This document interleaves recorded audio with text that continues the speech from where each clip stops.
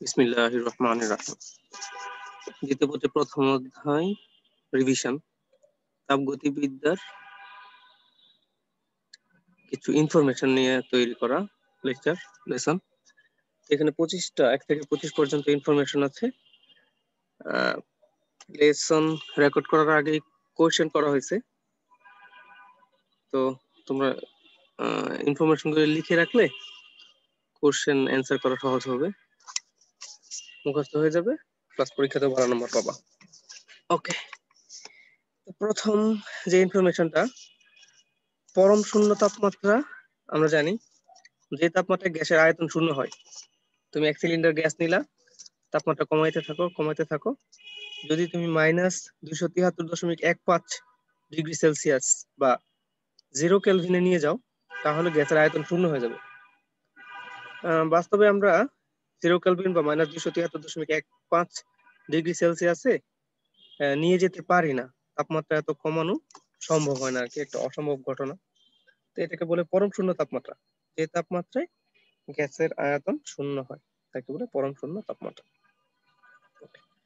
দ্বিতীয় ইনফরমেশনটা, মানবদেহের স্বাভাবিক তাপমাত্রাকে ডিগ্রি সেলসিয়াসে যদি প্রকাশ করি তাহলে সেটা কত? আমরা জানি সেলসিয়াসে C/5 ইকুয়াল ফারেনহাইটের F-32/9, এই দুটো ইকুয়াল হয়। C/5 equal F-32/9। আমরা যদি F মানবদেহের স্বাভাবিক তাপমাত্রা, আমরা জানি 98.4 ডিগ্রি ফারেনহাইট, তো এটা যদি F এর জায়গায় বসিয়ে দিই তাহলে দেখা যায় C ইকুয়াল 36.8888 আসে। আমরা এটাকে 36.89 ডিগ্রি সেলসিয়াস লিখেছি। ওকে,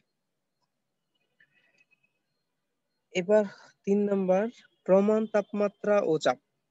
প্রমাণ তাপমাত্রা ও চাপ মানে হচ্ছে স্ট্যান্ডার্ড টেম্পারেচার এন্ড প্রেসার। এটা হচ্ছে 0 ডিগ্রি সেলসিয়াস বা 273 কেলভিন, মাইনাস না কিন্তু, সেলসিয়াস 0 আগে ছিল, কেলভিন 0 ওটা ছিল -273 ডিগ্রি সেলসিয়াস। গোলায় ফেলা চলবে না। ওকে, আর হচ্ছে চাপের ক্ষেত্রে 76 সেন্টিমিটার, 76 সেন্টিমিটার পারচাপ। এই জি দিয়ে বোঝানো হচ্ছে মার্কিউরিক প্রেসার, পারচাপ।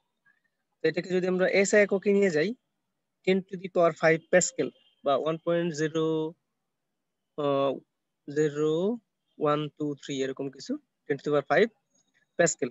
প্যাসকেল আবার নিউটন পার মিটার স্কয়ার আমরা জানি। আরেকটা তাপমাত্রা আমরা পড়ি, তাপমাত্রা ও চাপ পড়ি, সেটা হচ্ছে কক্ষ তাপমাত্রা ও চাপ। এটা হচ্ছে নর্মাল টেম্পারেচার এন্ড প্রেসার। মানে স্বাভাবিক যে তাপমাত্রাটা থাকে বা স্বাভাবিক তাপমাত্রা ও চাপ, সেটা হচ্ছে 25 ডিগ্রি সেলসিয়াস। এটাকে যদি কেলভিনে নিই 298 কেলভিন। আর চাপের ক্ষেত্রে এটা পরিবর্তন হয় না, 76 সেন্টিমিটার পারচাপ অথবা 10⁵ প্যাসকেল। 4 নম্বর ইনফরমেশন, তাপমাত্রা স্কেল পরিবর্তনের ক্ষেত্রে, স্কেল পরিবর্তন বলতে আমরা সেলসিয়াস থেকে কেলভিনে যাব, কেলভিন থেকে ফারেনহাইটে যাব।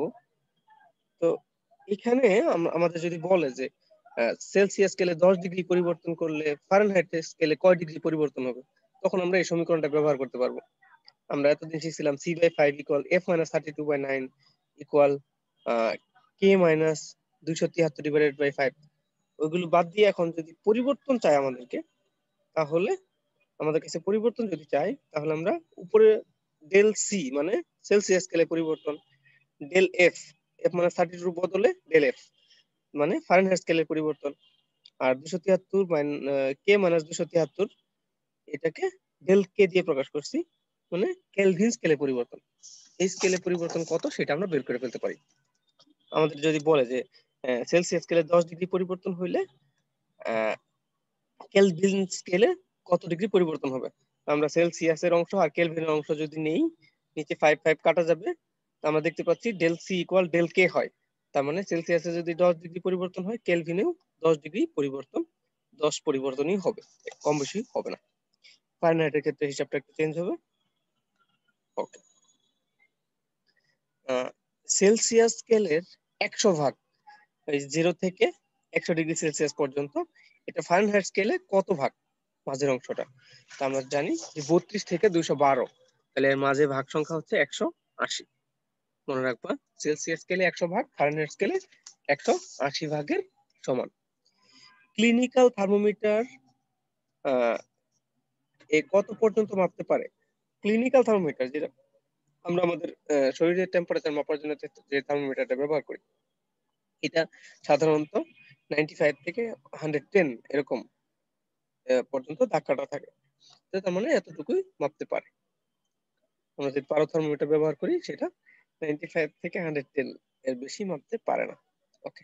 7 নাম্বার, নির্দিষ্ট পরিমাণ গ্যাসের অভ্যন্তরীণ শক্তি নির্ভর করে তাপমাত্রার উপর।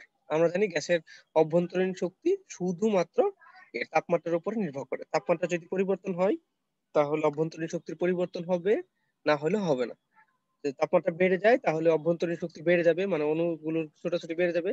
আর যদি তাপমাত্রা বেড়ে না যায়, একই থাকে, তাহলে অভ্যন্তরীণ শক্তির পরিবর্তন হবে না।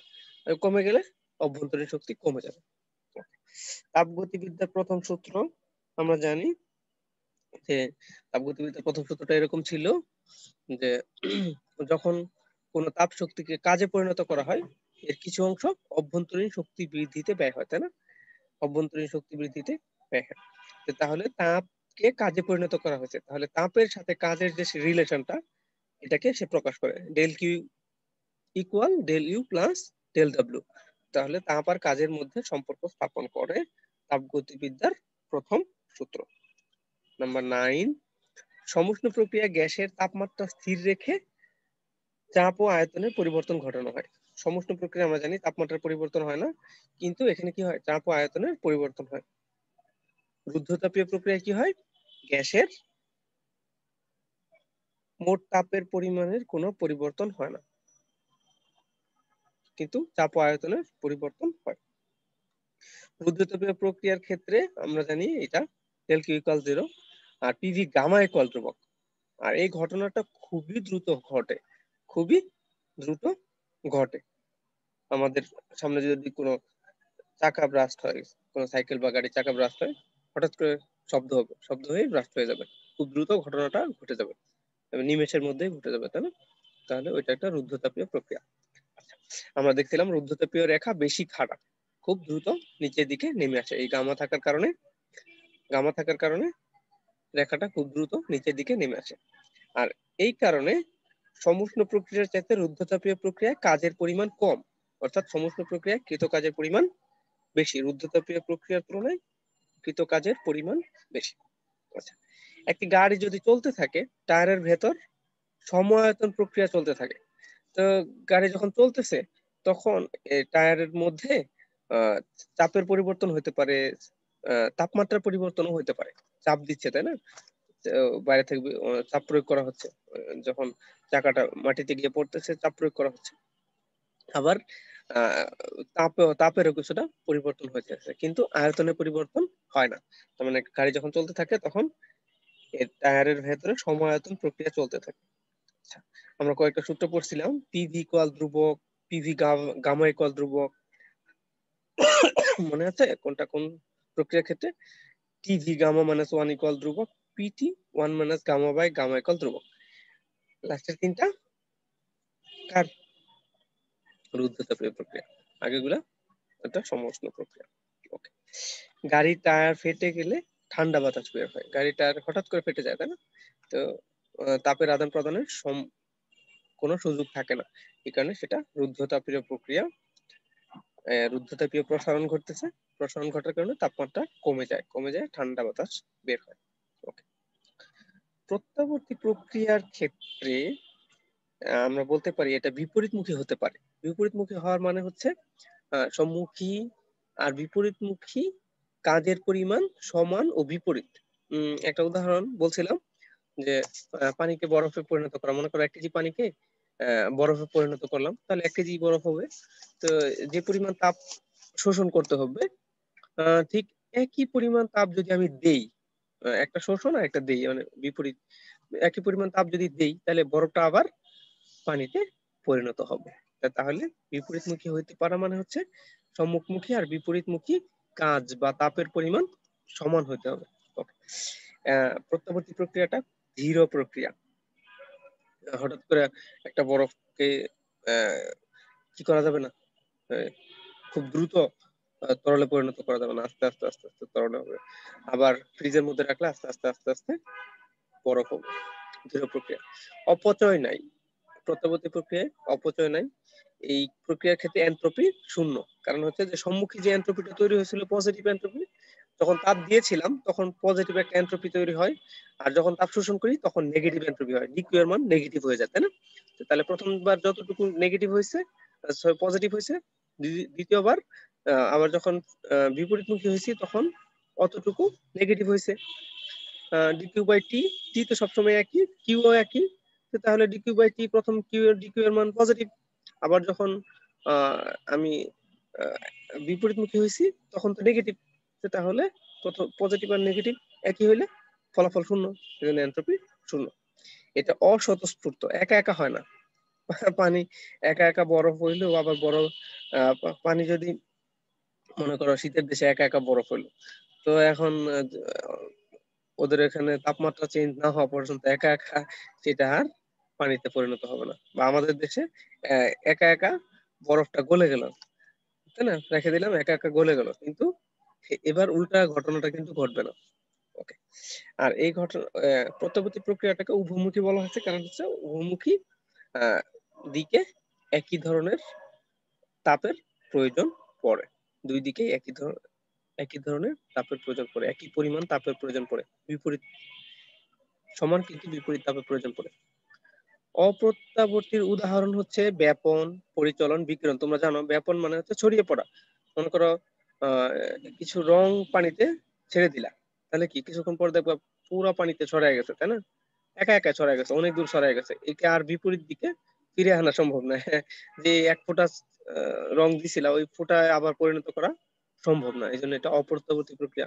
পরিচলন, মনে করো তাপ চলে গেছে, তোমার তোমার বাতি থেকে তাপ বের হয়ে চলে গেছে, আবার বাতির দিকে ফিরে আনা সম্ভব না। বিকিরণ পদ্ধতিতেও তাপ যাইতে পারে, তাই না?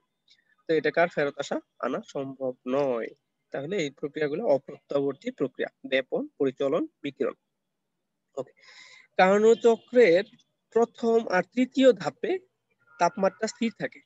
আমরা জানি সমুষ্ণ প্রক্রিয়ায় তাপমাত্রা স্থির থাকে। তো প্রথম ধাপ হচ্ছে সমুষ্ণ প্রসারণ, তৃতীয় ধাপ হচ্ছে সমুষ্ণ সংকোচন, আর দ্বিতীয় আর চতুর্থ ধাপ হচ্ছে রুদ্ধতাপীয়। প্রথম দ্বিতীয়টা হচ্ছে রুদ্ধতাপীয় প্রসারণ, চতুর্থটা হচ্ছে রুদ্ধতাপীয় সংকোচন। ওকে। তাহলে প্রথম আর তৃতীয় ধাপে তাপমাত্রা স্থির থাকে, তোমরা জানো নিশ্চয়ই। কার্নো চক্রটা একটু এঁকে দেখো বা বই খোলো। ওকে। তাপ ইঞ্জিন থেকে তাপ বের না হলে, মানে তাপাধারে যদি তাপ না দাও তুমি, তাপাধারে যখন তাপ দিচ্ছ তুমি ওটা যদি শূন্য হয়ে যায়, তাহলে দক্ষতা কত হবে? তাপ ইঞ্জিন থেকে তাপ বের না হলে, মানে গ্রাহকের তাপমাত্রা যদি শূন্য হয়, তাহলে এটাই আমরা সূত্র জানি দক্ষতা বের করতে চাই। এটা equal 1 minus Q2 divided by Q1। Q1 হচ্ছে উৎসের তাপমাত্রা, Q2 হচ্ছে গ্রাহকের তাপমাত্রা, বা যেখানে বের হয় যেটুকু বের হয়ে যাচ্ছে। Q1 হচ্ছে যেটুকু নিয়েছে, আর Q2 হচ্ছে যেটুকু বের করে দিয়েছে। Q2 শূন্য বলছে, তাহলে শূন্যকে Q1 দিয়ে ভাগ করলে শূন্য হবে। 1 থেকে শূন্য বাদ দিলে 1 থাকে, তাহলে 100%। যদি তাপ বের না হয় তাহলে আমাদের দক্ষতা হয়ে যাবে 100%। একটা সংজ্ঞা, তাপকে নিম্ন তাপমাত্রা থেকে উচ্চ তাপমাত্রায় পাঠানোর প্রক্রিয়াকে হিমায়ন বলে। তাপকে নিম্ন তাপমাত্রা থেকে উচ্চ তাপমাত্রায় পাঠানোর প্রক্রিয়াকে হিমায়ন বলে। আমরা হিমায়িত করি, তাই না, হিমায়িত খাবার। তাহলে এটা সংজ্ঞাটা খুবই ইম্পর্টেন্ট, আমরা ফ্রিজের মধ্যে হিমায়িত করি। ওকে। অপ্রত্যাবর্তী প্রক্রিয়ায় এনট্রপি বাড়ে, যদি প্রত্যাবর্তী প্রক্রিয়া না হয় তাহলে এনট্রপি বাড়তে থাকে। আর যদি এটা প্রক্রিয়াটা প্রত্যাবর্তী হয় তাহলে এনট্রপি শূন্য, এনট্রপির পরিবর্তন শূন্য।